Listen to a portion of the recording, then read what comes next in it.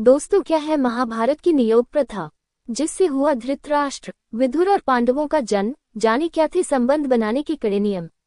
ऐसे मामलों में जहां पति बिना संतान किए ही मर गया हो या नपुंसक हो, वहां पत्नी अपने पति अथवा पति की मृत्यु होने पर ससुराल वालों से आज्ञा लेकर किसी महात्मा पुरुष की मदद से गर्भ धारण कर सकती थी। हालांकि इस प्रथा के कई कड़े नियम थे। महाभारत काल में नियोग प्रथा से धृतराष्ट्र, पांडु और विदुर का जन्म हुआ। कुंती और माद्री ने नियोग से पांडवों को जन्म दिया। नियोग प्रथा का उद्देश्य केवल संतान प्राप्ति था। महाभारत काल में जब भी आप किसी योद्धा या वीर का नाम सुनते हैं तो अक्सर उनका परिचय उनकी मां के नाम से दिया जाता था, जैसे कुंती पुत्र अर्जुन, देवकीनंदन श्री कृष्ण, गंगा पुत्र भीम। इससे साफ है कि उस काल में माताओं को समाज में एक अहम स्थान दिया जाता था। लेकिन इसी दौर में नियोग जैसी प्रथा भी थी जिसके द्वारा कई वीरों का जन्म हुआ है। आज इस प्रथा पर भले ही अलग अलग राय है, लेकिन असल में ये प्रथा क्यों थी और कैसे उस समाज के परिदृश्य को समझाती थी, आइए इसे समझते हैं। क्या थी महाभारत काल की नियोग प्रथा? शास्त्रों के अनुसार ऐसे मामलों में जहां पति बिना संतान किए ही मर गया हो या नपुंसक हो, वहां पत्नी अपने पति अथवा पति की मृत्यु होने पर ससुराल वालों से आज्ञा लेकर किसी महात्मा पुरुष की मदद से गर्भ धारण कर सकती थी। इस प्रथा को नियोग कहा जाता था। हालांकि इसके पालन को लेकर बहुत ही कठोर नियम थे। नियोग प्रथा का इस्तेमाल यौन सुख के लिए नहीं बल्कि केवल संतान प्राप्ति के लिए था। इस बारे में प्रतिबंध थे कि एक स्त्री द्वारा नियोग का अभ्यास कितनी बार किया जा सकता है।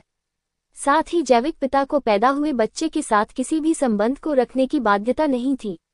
बच्चे को उसकी वास्तविक माता और उसके वैध पति जिसके नाम पर नियोग किया गया था का नाम ही मिलेगा।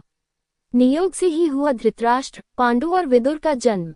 महाभारत में कई मौके ऐसे आते हैं जब हमें इस प्रथा के प्रयोग के प्रमाण मिलते हैं। प्राचीन ग्रंथों में अक्सर इस प्रथा के बारे में आपको सुनने को मिलता है, जब राजा या रानी एक प्रतापी और वीर संतान प्राप्ति के लिए नियोग प्रथा का इस्तेमाल करती थी। महाभारत काल में महान राजा शांतनु को गंगा से देवव्रत यानी भीष्म और सत्यवती से 2 पुत्र हुए, विचित्रवीर्य और चित्रांगद। भीष्म एक घटनाक्रम में पहले ही आजीवन ब्रह्मचर्य की भीषण प्रतिज्ञा ले चुके थे। वहीं शांतनु और सत्यवती के बड़े बेटे चित्रांगद की युवावस्था में ही मृत्यु हो गई। विचित्रवीर्य ने काशी की 2 राजकुमारियों अंबिका और अंबालिका से विवाह किया। वह भी बिना संतान के ही युवावस्था में ही मर गया। कुरुवंश को जीवंत रखने के लिए केवल 2 ही विकल्प थे, या तो भीष्म के विवाह से या फिर अंबिका और अंबालिका के नियोग की प्रक्रिया से। भीष्म अपनी प्रतिज्ञा पर अटल थे, इसलिए रानियों को गर्भ धारण करने में मदद करने के लिए सत्यवती के पहले पुत्र कृष्ण द्वैपायन यानी वेद व्यास को बुलाया गया था। इसी नियोग प्रथा के प्रयोग के बाद धृतराष्ट्र का जन्म अंबिका से, अंबालिका से पांडु और अंबिका की दासी के गर्भ से विदुर का जन्म हुआ। महाभारत में कई मौके ऐसे आते हैं जब हमें इस प्रथा के प्रयोग के प्रमाण मिलते हैं। इसी प्रथा से कुंती माद्री बनी पांडवों की मां। सिर्फ यही नहीं, पांडवों का जन्म भी इसी प्रथा से हुआ। पांडु ने कुंती और माद्री से विवाह किया। पांडु एक ऋषि द्वारा दिए गए श्राप के कारण अपनी पत्नियों के साथ समागम करने में असमर्थ थे। पांडु और उनकी पत्नियों ने संतान उत्पत्ति के लिए नियोग का सहारा लिया। युधिष्ठिर, भीम, अर्जुन का जन्म क्रमशः धर्मराज, वायुदेव और इंद्रदेव के माध्यम से कुंती से हुआ था।